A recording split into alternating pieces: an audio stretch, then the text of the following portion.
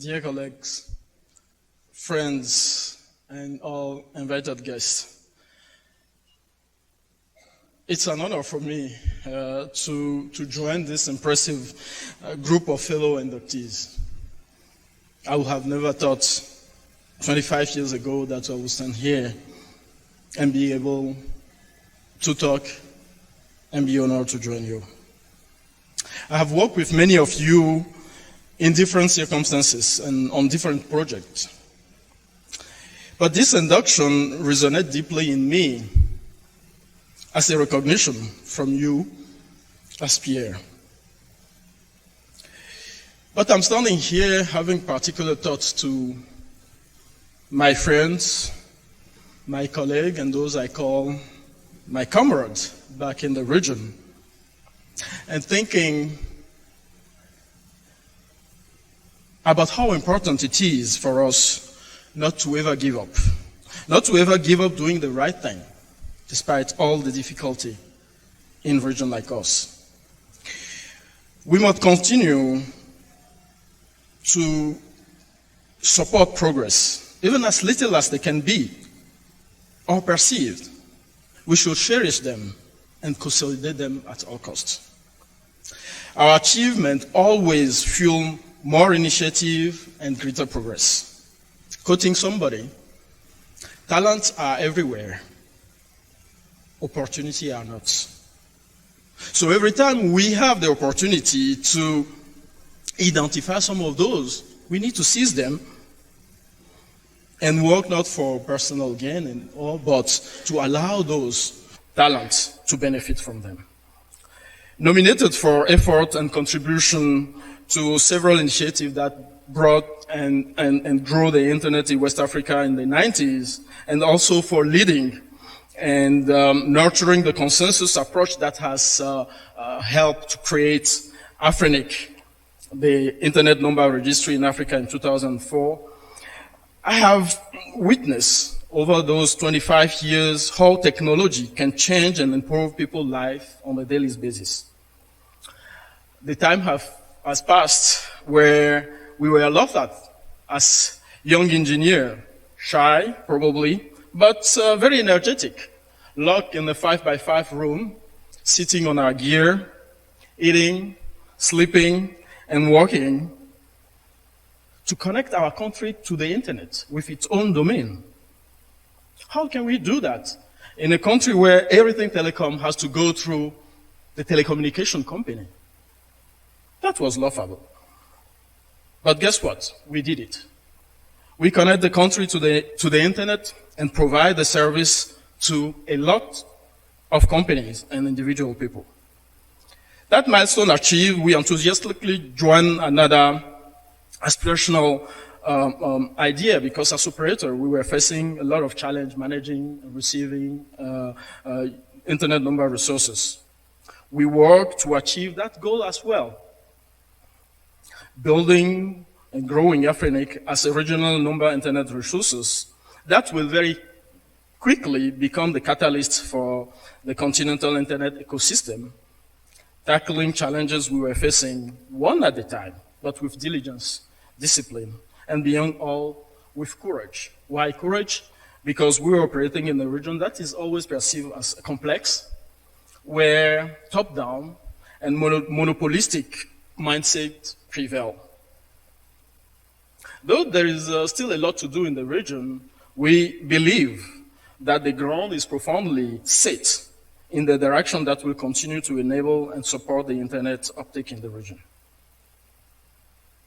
All that done, and now that we recognize the positive impact of technology and innovation, the challenge is upon all of us to be able to put our knowledge, our understanding of the technology openly available to policymakers.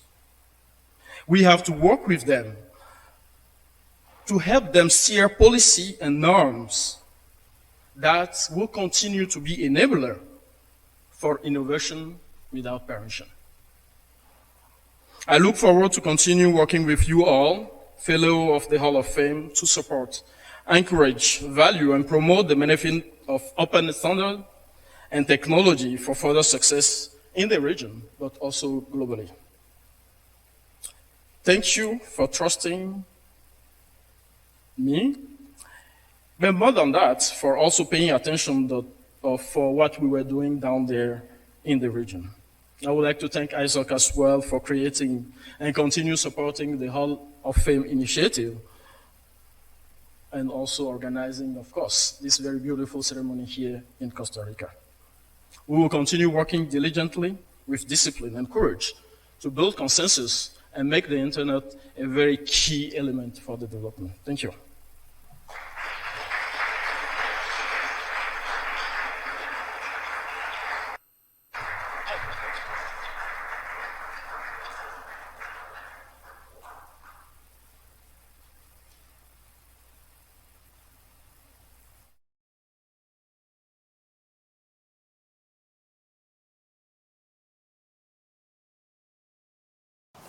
Hi. I regret not being able to be there in person to receive this honor from the Internet Society, which has been received by many people I've admired for all my professional life. Many of them have humbly said in their acceptance talks over the years that they were lucky to be in the right place at the right time, or lucky to work with so many amazing people who seem more deserving of the award. I certainly share both of these feelings myself. I also admire ISOC for putting all these little bits of history online, so here's a bit of mine. I went to UC San Diego Graduate School in 1989, thinking I would study artificial intelligence during what I guess was its second wave.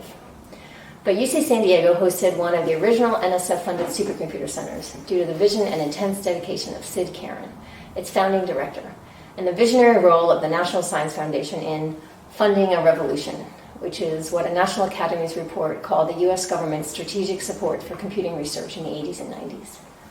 And so it did. It's hard to find people outside internet historians who know that the first internet backbones were created to connect scientific researchers to high-performance computing facilities. I was delighted to see Steve Wolf inducted into this group in 2013. He described in his speech the exact moment that he and a physics colleague discovered the, quote, boon that networking would be for scientific research. Steve was the NSF program director who managed the also visionary NSFNet backbone project in the 80s and 90s, co-led by Hans-Werner Braun. Steve also funded my PhD research, with Hans-Werner advising me along with a terrific set of faculty from UC San Diego, including Sid Caron and my faculty advisor, George Polizos, who was himself a second-generation student of another Hall of Fame inductee, Leonard Kleinrock. So with all of this support, I was able to do the first, and I feared the last, scientific study on a public internet backbone, relying on traffic, topology, and performance data that the National Science Foundation mandated be collected and shared publicly by the NSFNet project. Then the year I finished graduate school was also the year that NSF decommissioned this backbone, carefully implementing it to prevent partitioning of the network. It was lightweight industrial policy that stewarded a global ecosystem into existence. Boy, was that a thing to watch in grad school. So many previous awardees have spoken of the magic sauce of the internet. The opposite of secret sauce, I guess, because they all use the word open. Open standards, open architecture, open source. They said this openness is what made the internet, which sounds mostly right, although not much like how we experience the internet today. Paul Vixie, in his 2014 Hall of Fame acceptance speech, said he spent the first 15 years of his career making communications easier across what he optimistically imagined as humanity's digital nervous system. The commercialization of the internet represented a bit of an inflection point for his optimism, because he then said he spent the next 15 years trying to make communications harder, or at least more selective and secure, because of all of the malicious activity contained in humanity's digital nervous system. He's still working on that part, bless him. I also had a front row seat for this incredibly captivating historical inflection point at the beginning of my career, and I was lucky to spend decades studying the resulting ecosystem from as many scientific angles as the political economy would allow. But it's also clear that another massive inflection point is coming, from laissez-faire back to government involvement. Because while this technology is still early in the process of revolutionizing every other ecosystem it touches, society is increasingly exposed to a range of harms serious enough to create a public interest in mitigating them. This is scarier than the first inflection point, because the path to good regulation is not obvious, And mistakes by governments are more dangerous and take longer to undo than mistakes by the private sector. It's not a space where move fast and break things is a good idea. And yet, regulation often comes in a reactive mode, where the priority is not deep thought about possible ramifications. So, now is the time for internet researchers, scientists, engineers, historians, and scholars to think hard about what advice to give the governments of the world, and most importantly, what sort of data can back up that advice, and how that data can be made available so that multiple stakeholders can independently and responsibly analyze it, so that we can have deep and public conversations about the implications for policy. Sustained measurement or compelled reporting of data and its analysis generally comes at considerable effort and cost, so it must shed light on an important problem. We need to be as precise as we can about what those problems are. This reasoning motivated my recent collaboration with my favorite Hall of Fame inductee, David Clark, with whom I've been honored to work with for years. Hoping to contribute to just this conversation, we attempted to taxonomize the range of harms that can arise in the internet ecosystem. Our goal was to help efforts to mitigate harms in a more systematic way, as opposed to fighting an endless defensive battle against whatever comes next, which is sort of what the headline suggests is happening now. It's only a draft, but it's a start, and Dave should probably present it at an IETF plenary soon. Anyway, one of the punchlines is that getting to a better place will require, among other noble endeavors, measurement and data analysis. Thanks so much for this honor, which as soon as it's public, I'm going to go tell my dream team research group that it's all they're doing. They and my cherished family that puts up with an idea having me are the wind beneath my wings. Thank you.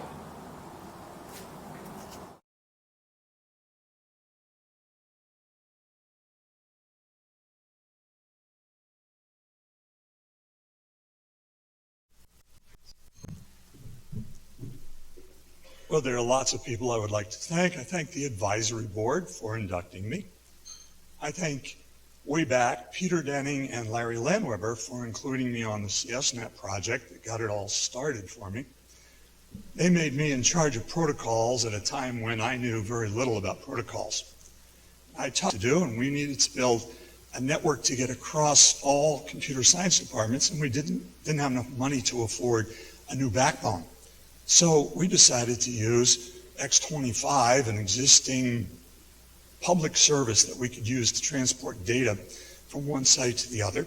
And I explained to Vint, I didn't know how to do protocol translation, which was the way everybody did it those days. And so I decided to use something that became known as tunneling. I thought I was pretty well set and approved it. Then we sent in the CSNet proposal, and the National Science Foundation had anonymous reviewers review the proposal, and they came back with very negative reviews. Now, some of them didn't bother me at all. They said, for example, this is a multi-institutional grant with multiple institutions running budgets. We're going to have to do acquisitions. And nobody on this project, it's just a bunch of professors, nobody has had any real program management experience. You ought to be a real program manager. That didn't bother me because I really didn't know about budgets and how to acquire equipment and lines, and that was okay. But they also singled out my part. They said, point blank, that idea about putting IP packets over X25 will not work. You can't do it that way. Now, I was an assistant professor at the time. I was going to come up for tenure. As you can imagine, I had no way. I didn't want to have a black mark on my record. I had nothing to back me up except a hunch that it would work. So I dug in. I said to myself, I better find out about these protocols. What do these experts know that I don't? I worked and worked and worked. I studied all the protocols, not just individuals, but I studied how they interacted together. I thought about routing. I thought about addressing. I thought about corner cases. I thought about maybe we should do an implementation. So I implemented the protocols, put them across my tunnel. Well, a few years later, it all turned out that it worked just fine. But that study had a profound impact on my career and on my books.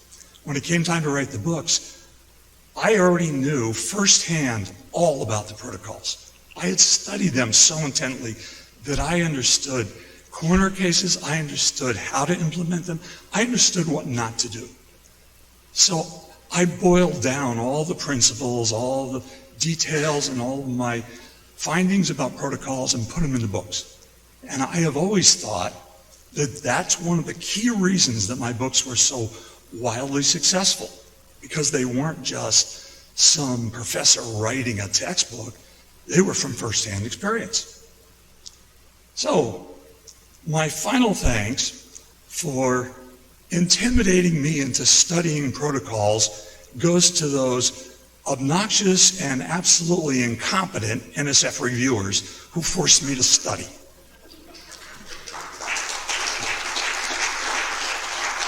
Pura vida.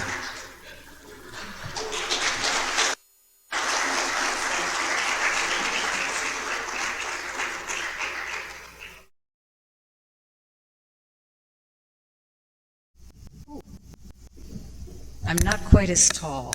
I have to lower these a bit. Thank you very much for this recognition. I was so pleased and surprised to receive it, and I'm very, very happy to see so many friends that I've worked with over the 30 years in my networking experience here today. I'm sorry for those that couldn't make it, but for those of you who are here, I'm really happy to be surrounded by friends. When I started at Merit in 1987, I really didn't know anything about networking at all. And I want to tell a small story. It's about one of my longtime friends and colleagues who's here. At the first meeting that Merit held for the regional network technical people, I was very new. I'd probably only been on the job about 3 weeks. And at that time, what was fashionable was to wear sweaters that had your initials on them. And we called them monograms. My initials on my sweater, for those of you who might be old timers, were EGP. So that's my initials, so I didn't worry about it. But this gentleman who's in the audience, I can't see him, came up to me and he said, "What's your metric?" And I looked at him and I said, "Metric?" I said, "It's my initials." Well, for those of you who aren't informed, EGP is the Exterior Gateway Protocol that was used in networks at that point in time. And I didn't have a clue.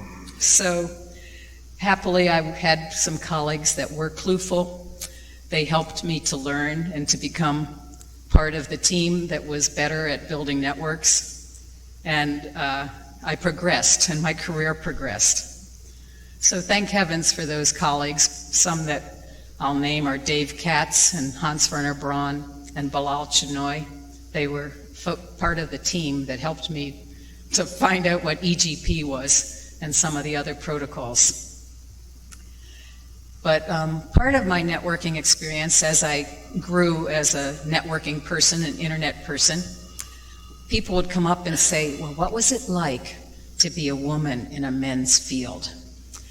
And I've got to compliment the Merit folks who hired the NSFNet staff. They were gender blind. So I want to make a shout out to all the women I worked with at Merit. In the Internet Engineering group, there were only 7 of us, and 4 of us were women. There was Sue Hares. Some of you may have run across Sue. She's done a lot in the internet. Jessica Yu, another person who's been very, very active. Kathy Aronson, I'm sure many of you run into Kathy also, and me. So we were part of the Internet Engineering team. Then we had a network operations staff. They were very technical, managed to keep the network up at all times. The women that worked there were Sue Blair, Deb Boyer, Gartha Parrish, Sherry Rapucci, and Serpil Bayraktar. They've all continued in their networking careers, and we never felt like we were outnumbered. Not at Merit anyway, but if we went to other meetings, that's a different story. But having that core group of people to grow up with and to learn my networking really gave me the confidence, I think, to do what I was able to do later in my career.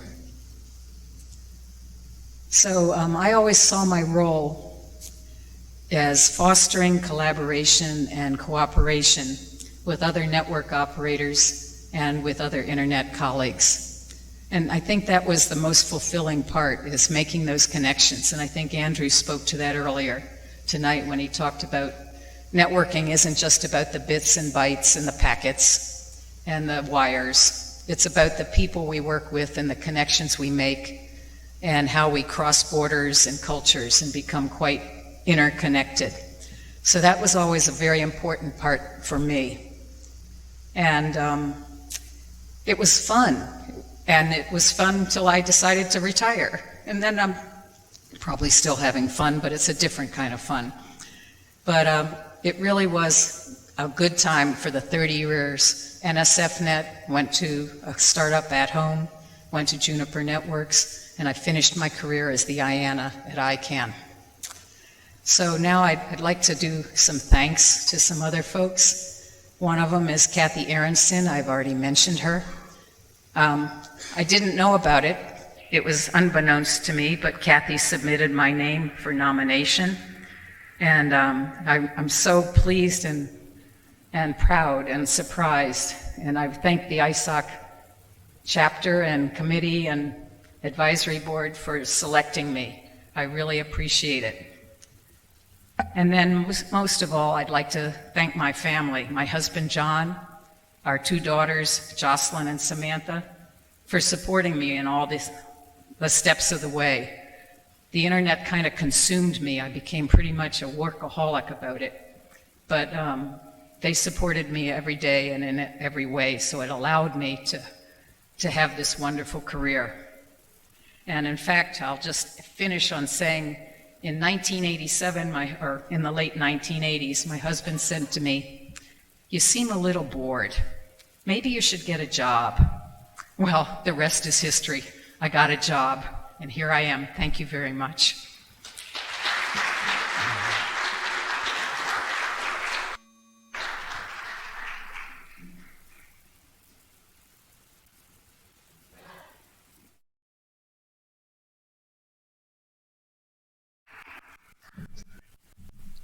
Mr. Minister, members of the Internet Society, distinguished guests, friends.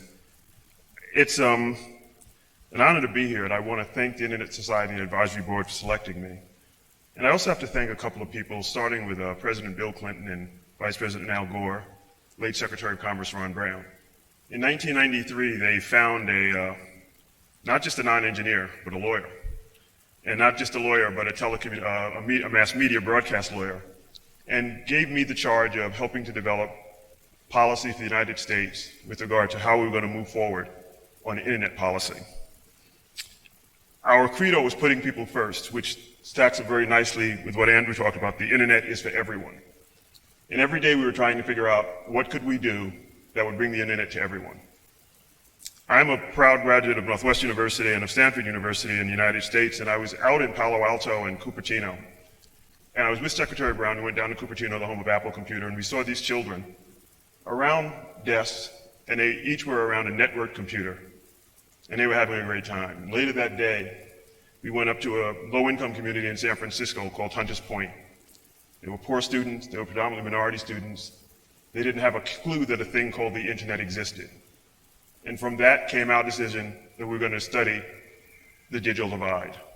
We knew that in order to move policy in the United States and across the planet, we had to understand who was on, why they were on, who wasn't on, and why they weren't on. And then we had to develop policies that would bring all of these people to the net. Now, as everyone has said today, the internet is a collaborative effort. Nothing happens in internet policy without a whole bunch of people putting their shoulders to the wheel. I was fortunate. I had bosses such as Dave Barham, the Deputy Secretary. When I did my first study working with the Census Bureau in the United States, so we did a 50,000 person study, my good friend who's also from Queens, New York, Everett Ehrlich, was the Undersecretary of Commerce and helped me put that study together.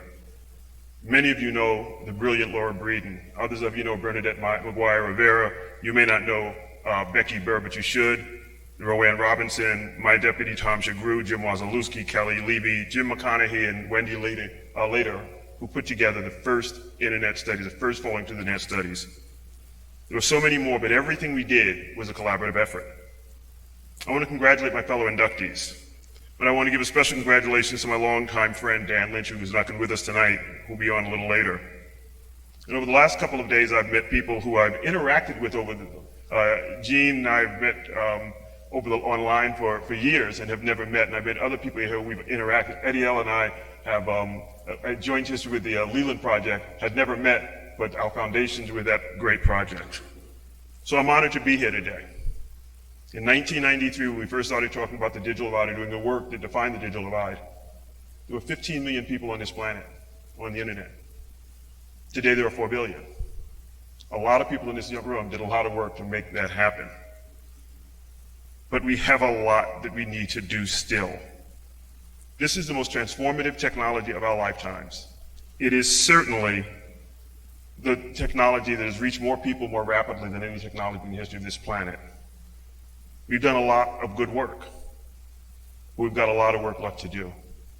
Just in my home country, the United States, just looking at children, there are 3 million students in the United States who are school age who go home to no internet. 1 out of 7 kids in America don't have broadband at home, in a country where we have about a 90% internet penetration. Jessica Rosenworcel, the FCC Commission, has called that the homework gap, and it's a gap that we've got to close. More importantly, in the United States, there are still 5 million rural households, and there are 15 million urban and suburban households that don't have internet either because they don't have access in the rural areas or they can't afford it in the urban and suburban areas. We need policymakers to step up and change that. Globally, if you look at the front page of the Internet Society today, 51% of the planet is connected. But that means 49% aren't connected, and that's going to be the harder 49%. The low-hanging fruit has already been gathered. I can't believe that we've come this far, and I can't believe how far we've yet to go. I want to continue to work to connect people, and I've been reading what Tim Berners-Lee is talking about, not only connections, but meaningful connections. We've got to make sure that when people are connected, they're doing things with us that enhance their lives and enhance the lives of people they live and love with. They live with and love. That's what this Internet Society is all about. It's what my work throughout my career has been all about. My wife Leslie recently graduated from Divinity School, and she's here with me tonight, a little under the weather. So maybe it's appropriate that I close with a biblical verse. Galatians 6, chapter 9. Let us not become weary in doing good. With the proper time, we will reap a harvest if we do not give up. Adiel said something very similar in his statement this afternoon. Everyone here tonight has put their shoulders, worked against odds to make this a better planet, to make the internet a reality for all of our fellow citizens. That's the theme that we're working with. It seems a proper direction for the path ahead. Thank you very much.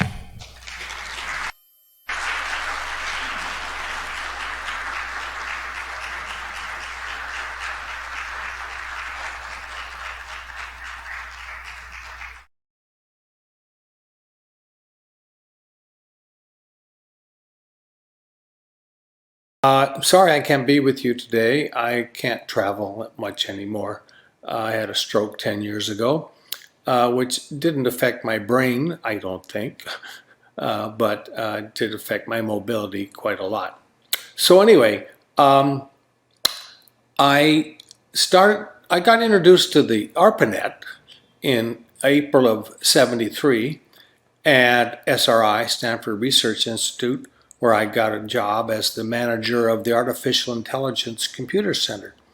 And the very first day on the job, they showed me this thing called the ARPANET.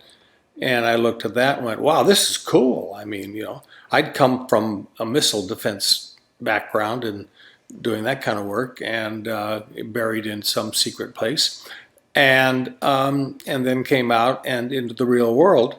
And so I played around with this ARPANET stuff for a while, and then about a year or two later, a guy named Bill Plummer at BBN said to me, he was a system programmer there, and he said, hey, I'm testing this new thing called TCP, and I want you to, we're doing it in the building here at BBN, but we need a cross-country testing site, and will you help me?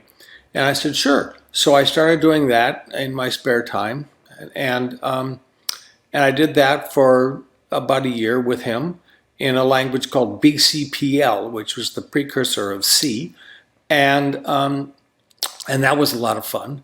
And then I did debugging with him. I had to install the code on my computer, and a PDP-10, a 10X machine, which was the machine of choice for most big sites in those days.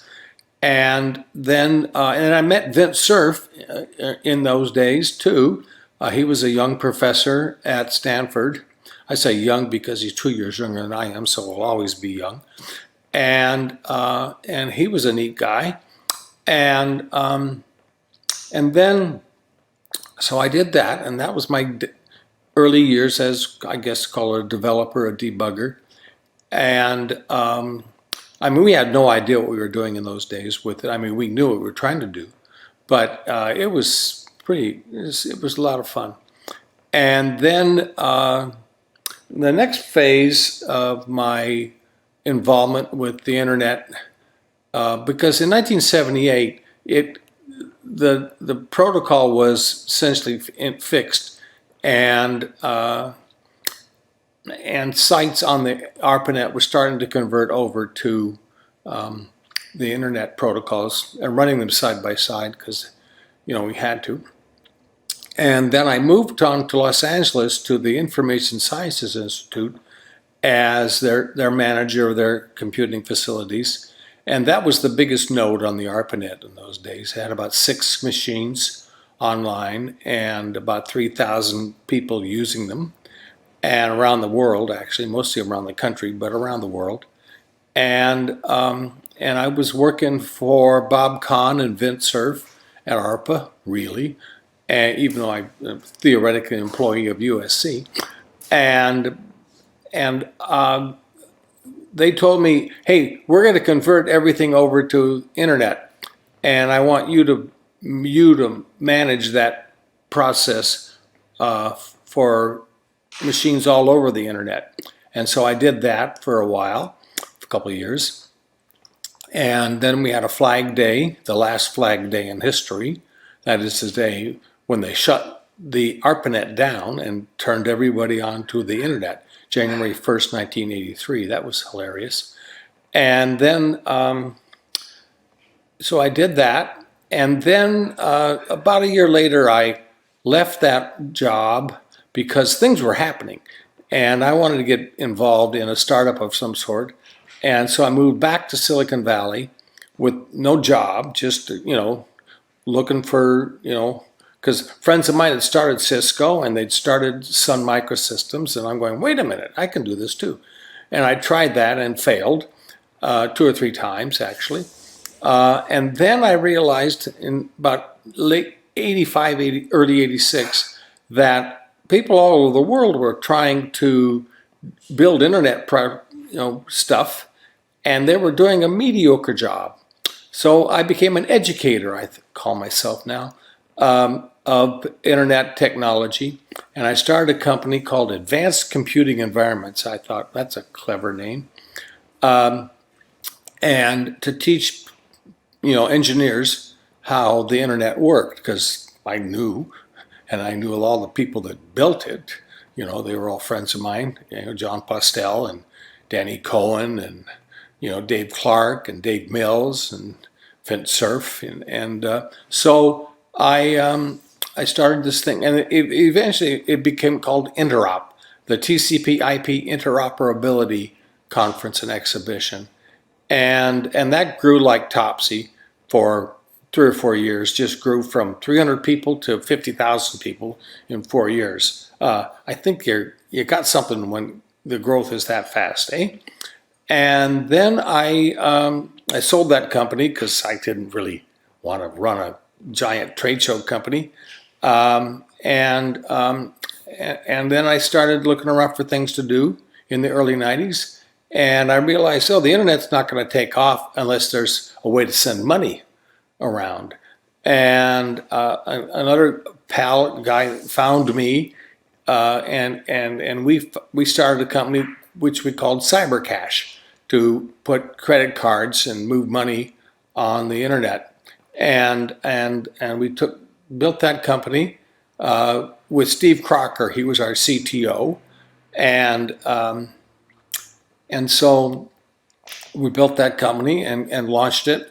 And after a couple of years, we went bankrupt because we didn't have enough customers. We had great technology and mediocre marketing. And another company came along with, I'll just be blunt, great marketing and mediocre technology. And guess who won?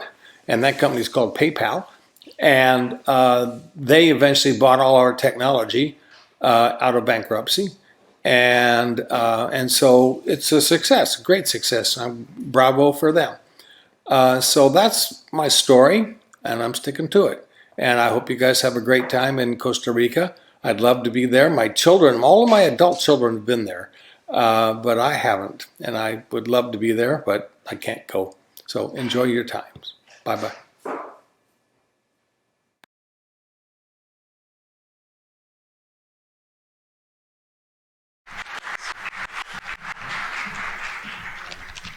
Hello, everyone.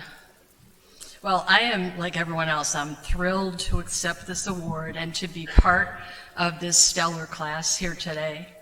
But like all of you, I've done a lot of interesting things in my life, in my career.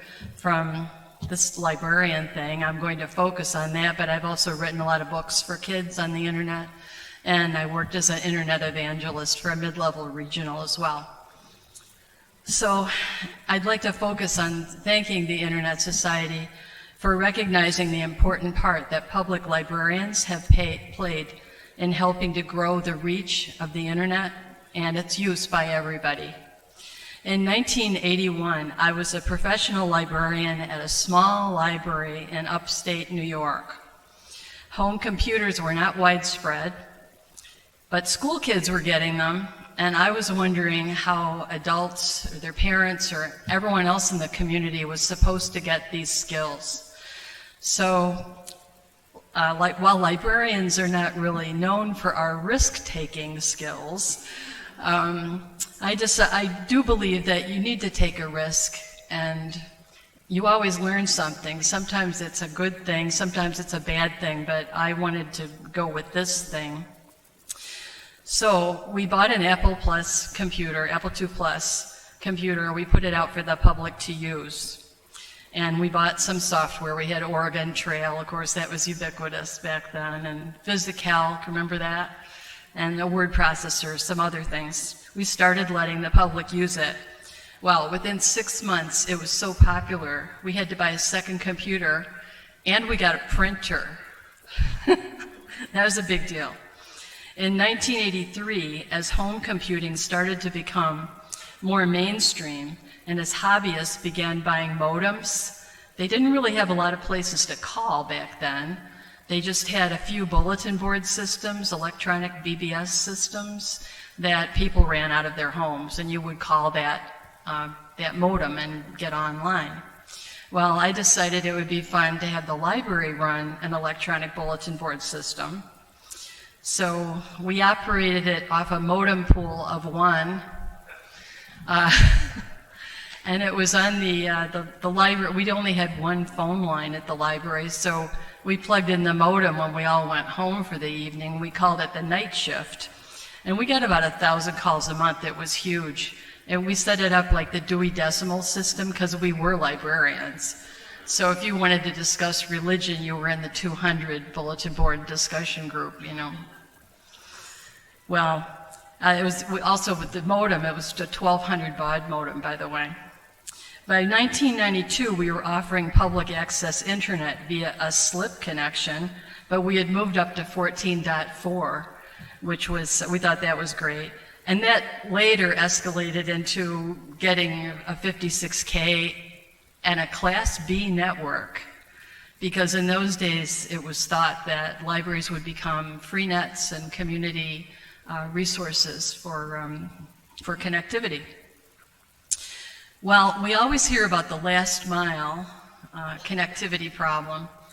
But I was more concerned myself with the last arm's length, which is, between your fingers and the brain. And that's where my niche was as a librarian. How best to help people take their first baby steps on the internet, and that's where I got the nickname Net Mom, which, by the way, is a registered trademark. International Class 42. Anyway, for you lawyers out there, Larry. So it's painfully true that in those early days, though, a lot of my colleague librarians were not so thrilled about this internet thing, because heretofore they had been the guardians of knowledge and wisdom on the internet, and here was this internet thing that was unvetted and without any authority to tell you something, and they really considered it a competitor. So again, I was a road warrior like many of you, and took my 5-pound laptop and my modem and my my evangelism and went to 20 different states and talked about the internet to librarians. And I helped them learn how to use it and learn how to not be afraid of it.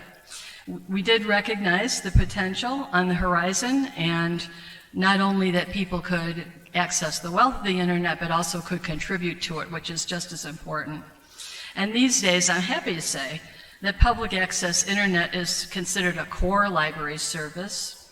Library users need it to apply for jobs, access health information, send and receive email, and of course play games, because public libraries are for recreation too.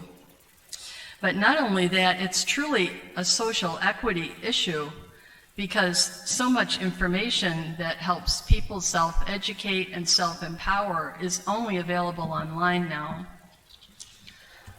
But at this time, I would like to confess that my undergraduate major was medieval studies.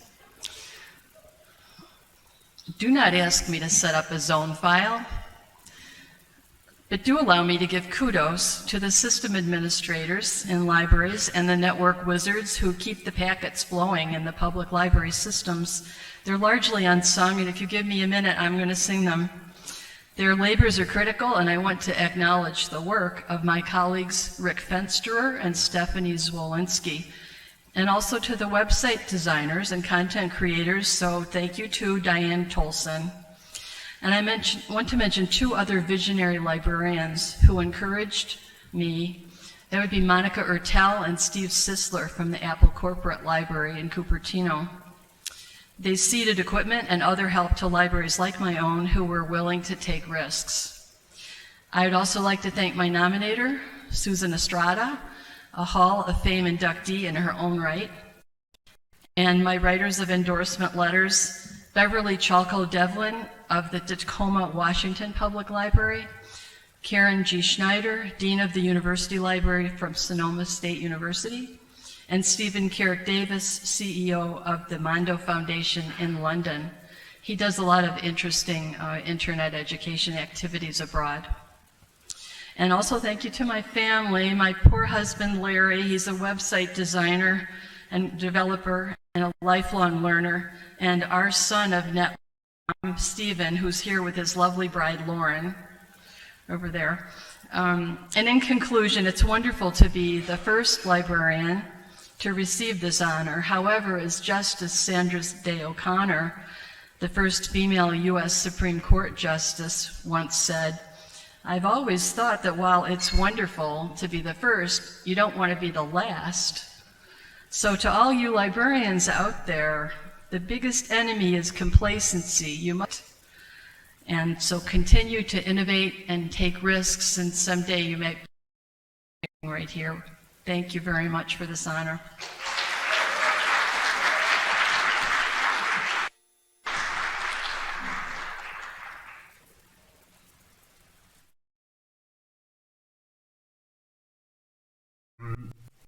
As you will have maybe noticed, Brazil is represented here in the Internet Hall of Fame by 3 typical Brazilians. There's Tadao Takahashi, there's Demi Getchko, and there's myself. And we all came together in the 1980s to be able to help to construct the first internet network in Brazil. This had a series of aspects. I only met the two of them during this process, and it was an interesting one because it was conducted partly within the scientific community. I was a university professor, have been from when I went to Brazil in 1971 until my retirement 5 years ago. And during this time, in the 80s, I was working as the head of department of computer science at the Catholic University in Rio de Janeiro. And my first activity connected with networks was just using, how shall I put it, local area networks. And then I've always been interested in communications and also a bit in geography. I read about the NSFnet. You know?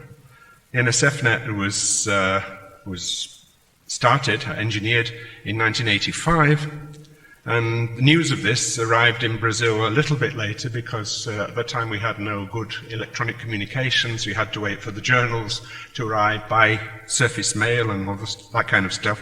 But I was so impressed by what I read about what was going on in this that I really decided that this was what we needed in order to be able to communicate adequately in the academic community.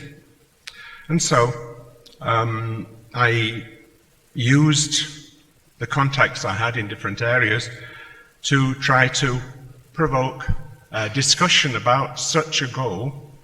And there were two meetings which I helped to organize in that year, 1987. One was just of people in the computing and networking area, and this also included, called people from our NSFs, called CNPQ, who asked me to organize a larger meeting at the University of São Paulo some months later, to which about 45 people came, and these people represented people, a part of the government, many of the research groups in different disciplines, and also the state telephone monopoly, which was to prove one of the obstacles in the path of being able to do what we wanted to do. But we went ahead and defined at this meeting what were the obstacles and how we'd like to overcome them.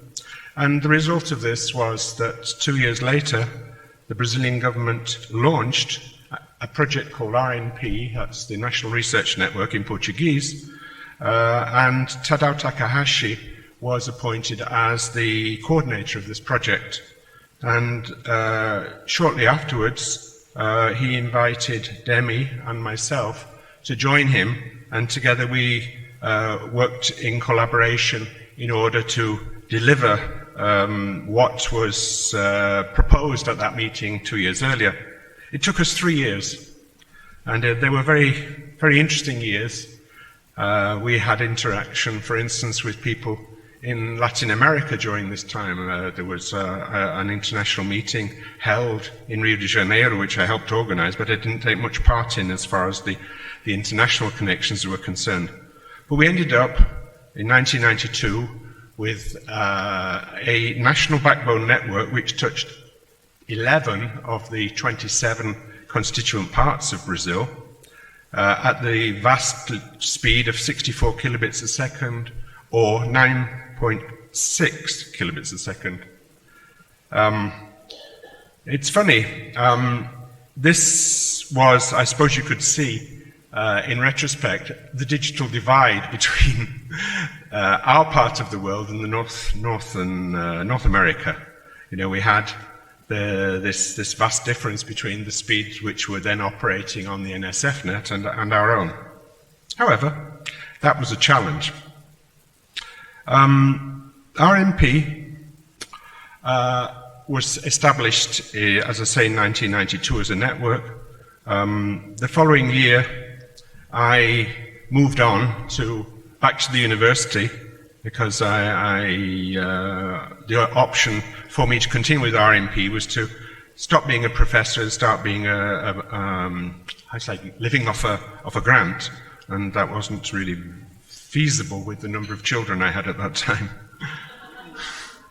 So I just started reverting to what was going on, the problems within the universities, and I had a very happy few years interacting there with the new university I went to. I was at the Catholic University in '87, and then I moved to the UFI, the Federal University in Niterói, next to Rio. And that was how I spent the next 8 years. In 1999, the RMP... sorry, I missed out. In 1995, this is important, the commercial internet came to Brazil. After 2 years of then RMP working and reading about what you could do on the internet, there was a vast clamor for commercial services, and in fact RMP was enrolled in this process of helping to set up the commercial internet. At the same time, we had a new government in that year, 1995, whose job included, whose objectives included to break up the telecom monopoly, which was an essential part of removing obstacles to bringing investment into this kind of activity. And so that was a very tumultuous period, which, as I say, I missed out on quite a lot. However, RMP's involvement was significant because their backbone, which by then was something like 2 meg connections, was widely used as an alternative to the state monopolies network, and provide options for providers to be able to take their traffic to the exchange points which were starting to appear. Tadao had left by 1996, and his successor was José Luis Ribeiro. José Luis was working before that at a university in Rio also, and he was alarmed at the idea that there was a lot of discussion at that time of abandoning altogether the support by the government of a national research and education network. And he advanced a new proposal, which was to convert the RMP project into a non-profit company, which would then be contracted by the government on a regular basis as a part of the national budget to operate and run the network. And this was done about 1999, 2000, and this set the stage for what was going to happen after that. What happened after that was that José Luis decided he wanted to be part of the commercial internet also, and so he left RMP and looked for another job. His successor was called Nelson Simões, who has been Director General at RMP now since 2001. And he has, I was already known to him because the university I had been at in 1987, he was also there. And in 2002, he invited me to rejoin RMP as a member of the board of directors, and then to work together to solve the problems or to advance the state of research and education networking in order to make it something which we could best sell to the government as a fixture for supporting the part of to research, education, and similarly related parts of our society which really needed networks. So, in this period, starting 2002, RMP moved in a number of areas for the next few years, developing the network more, producing collaboration within the community of the universities to develop network services for use by our users, and also to start introducing connections, international connections with other networks of a similar kind. And these were obviously the United States, but also in other countries of Latin America and in Europe. So a number of long-term collaborations began with these other continents, and this helped to bring us closer to where we ought to be in terms of providing adequate services for our users. RMP was launched in September 1989, exactly 30 years ago this month. So we're now at the stage of looking back and seeing how we are at present. Brazil is a very large country, as you probably know. We have now clients, campus, in 1,500 points in institutions around the country. And we kind of calculate about 4 million, which is about 2% of the population, is served by these connections, either as people who work in the universities or their students and so on. The latest news we have about attacking the digital divide is we have a series of new initiatives in course. Many of these are to do with network development, and one of the people most involved in handling this is our present director of networks, who's Eduardo Grisengi. And these include, now, this is several years later after the first network, upgrading our backbone to 100 gig, and possibly it's I say scalable. I use the word scalable because it's multiples of 100 gig. It depends on the demand of traffic you have. There's international connections, which are also at the same level, 100 gig, scalable. Red Clara, I didn't mention Red Clara, but Red Clara was set up around 2003 to bring together the similar networks in Latin America, from Mexico down to the south of South America.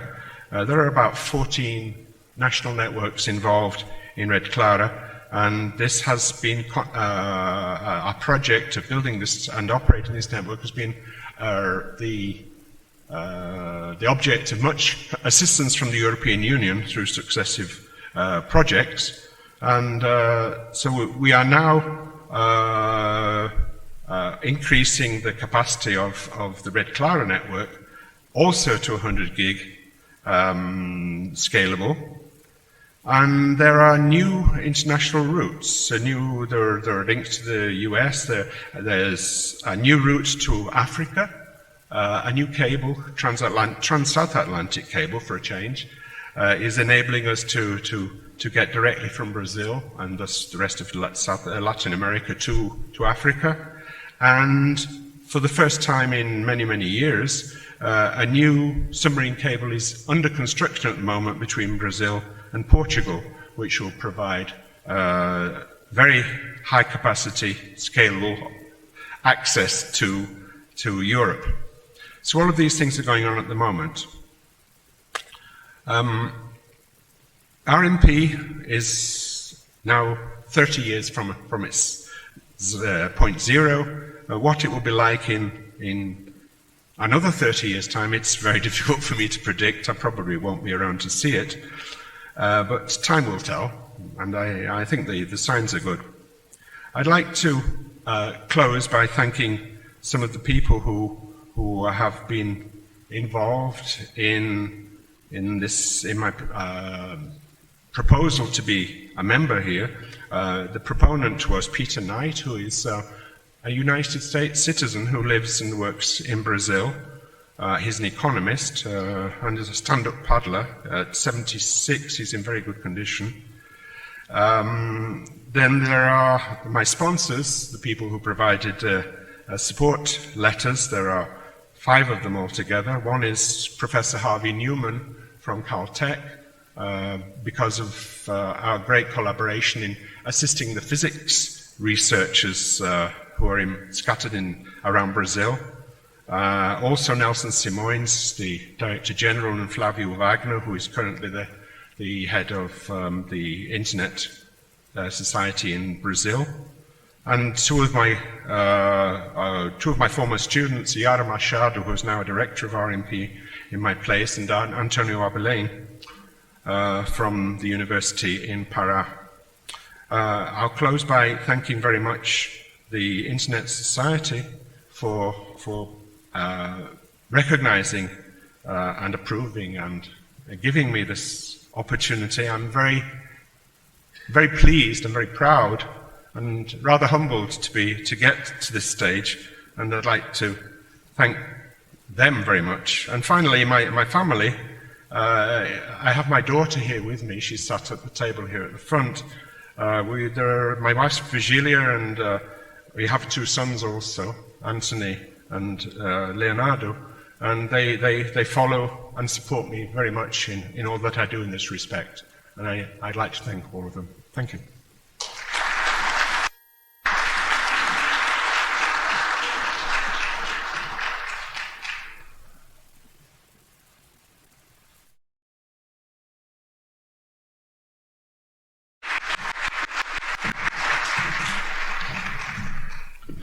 You pronounced it better in the rehearsal, but still good job. Buenas noches, good evening. I should start with an apology to my tennis team. In a few hours they're going to play a competition match and I'm standing them up. I trust they understand why. When I received the email that I was nominated, first, of course, I thought somebody was playing a nasty trick on me. But when I started to believe it was real, I went to the website of the Hall of Fame and looked at previous inductees. I know a number of them. I know of a lot of them. But what struck me most was that there were so many people that I've worked with through the years and that are incredibly talented and that have done so much to advance the internet that are not in that list. And I guess I'm very lucky that the people that nominated me and the advisory committee decided that I was worthy of this honor. I think I've been lucky throughout my career, starting with Robert Jans at Groningen University, later Hall of Famer Kees Neggers at SurfNet, Jane Butler at Cisco, and another Hall of Famer, Erik Huizer, first at SurfNet and now already for a few years at Geant. And I'm very grateful to have had the luck to work with them, being stimulated to look at new things, to always look for ways to improve the internet. I'm also standing here a little bit with mixed feelings, I have to say. I'm very proud of having had the ID of EduRoam. At the same time, I don't consider myself as the one that contributed most to the advancement of EduRoam. There are many out there, and I'm going to mention a few names. To start with Paul Dekkers, who came as a student to me and asked if I had an ID for a graduation assignment, and he then built the first proof of concepts and is still around almost 20 years later and very much involved and actually the current chair of the Global EduRoam Governance Committee. There is Licia Florio, who was at the time Terena, now Geant, and who did a lot to bring EduRoam outside the Netherlands and to the rest of Europe. Later on, she took one for the team and agreed to marry me, and she's the mother of our daughter Lara. Miroslav Milinovic, who turned EduRoam from a plaything for nerds into a true service that can really be used by students all over the world. And last but not least, Stefan Winter, who is the technical man behind all the EduRoam development in the past 10 years or so, and who has contributed tremendously to making sure that that EduRoam was fit for purpose. But as I said, it's the work of many, by now thousands of people, and I think that is for me the most important thing, and that's what I'm most proud of. That is that there is no central authority, there is no central institution that made this happen across the world. This is really truly a grassroots thing where people all over the world decided to make their own resources, their own network available and throw it in the big pool for the greater good of all. And I think that is something that I'm very proud of. I think it is something that the RNE community is still very good at. Not so much competition, but more collaboration. And I think the internet needs a lot more of that, especially in these times where governments make it a habit to spy on foreigners and their own. If I can make one wish for the future, then I think it is to those of you out there that have ideas to make the internet just a little bit better, just a little bit safer, just a little bit more user-friendly, to go after it and do it. Don't think about how big something may become. That's usually not how it works. It was definitely not the way it worked for me. I was just trying to solve my own problem, and that I helped others with it was just very nice. And if you are in the position to support somebody that comes to you with one of those, at first glance, small ideas, then please support them. Don't ask immediately where the billion-dollar market is. Don't immediately ask how that's going to make you a lot of money or lots of patents or whatever. But try to help them, encourage them in trying things out, and make the internet a better place. Thank you.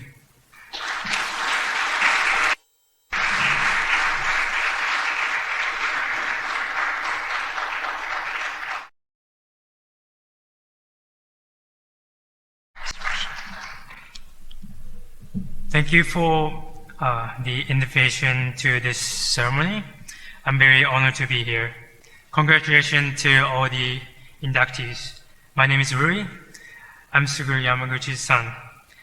My father passed away 3 years ago in 2016, caused by the incurable disease. So sadly, he can't be here in person. I personally very excited to be here at this special ceremony among all of the internet legends who built the internet. I cannot thank my father enough for this special opportunity. My father was an internet security researcher working for the Japanese government. He used to fly around the world to train local engineers. I didn't get to spend too much time with him since he was so busy. But one time, I remember him saying, the internet in Africa is going to develop more and more, so we have to think about internet security in Africa from the start. I was born in 1999. Some people like to call my generation the internet experts. For us, the internet was existent from the moment we were born, and its safety was taken for guaranteed. However, this is all due to the work of my father and his allies. Speaking up to the world, telling the security on the internet is going to the highly important 15 years even before I was born. Today is a memorable day to let the world know about his efforts and achievement in the internet security. I have a message from Jun Murai, known as the father of the Japanese internet. He was both of the great friend and a special colleague of Suguru. And I'd like to call Esaki to reading a message from Jun Murai.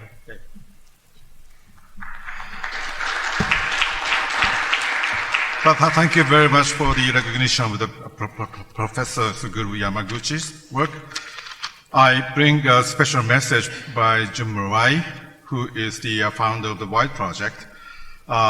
He wants to share with you the 4 areas of achievement activities of Suguru Yamaguchi to be proud by all of us. First one, he was a pioneer working with me on the computer networks in Japan, starting from JUNet wide and the global internet connection starting from 1984. Second, he was a pioneer connect South Asia region by working with leading universities as Asia Internet Connection Initiative AIII, which celebrates its 50th meeting this October, connecting more than 15 countries and 30 leading universities in Asia. Third, he was one of the first people who identified the risk of the internet abusers. He founded most of the cybersecurity institutes existing today in Japan, such as JP CERT and National Center for Incident Readiness and Strategy for Cybersecurity, called as NISC. Fourth, he sincerely wanted to extend his mission on cybersecurity to everyone on the globe. Therefore, he was working in Africa intensively to enhance the collaboration among them with global cybersecurity community.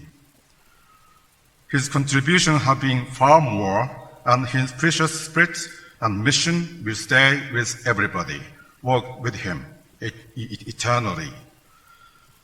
I also am proud of very much that his beloved son, Louis, is receiving his token of the inductee of the Internet Hall of Fame. I suspect by looking at Louis, many of attendees today thought, Suguru is back. Please join me and his family to watch over Louis for his bright future with same braveness to challenge for the future as Suguru. Congratulations, Suguru. I miss you very much. Jun Murai, founder of the White Project, inductee of Internet Hall of Fame on Pioneer. Thank you.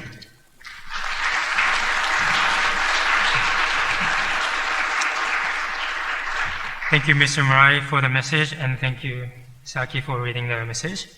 Lastly, on behalf of my father, I'd like to thank all of the members of JP CERT CC, START, JP NIC, AIIII, the Internet Society of Japan, NICT, and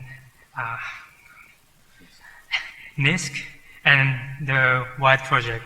In addition, all the internet researchers and the engineering in the world. Thank you so much your contribution. I wish all of sustained innovation of the internet. Thank you.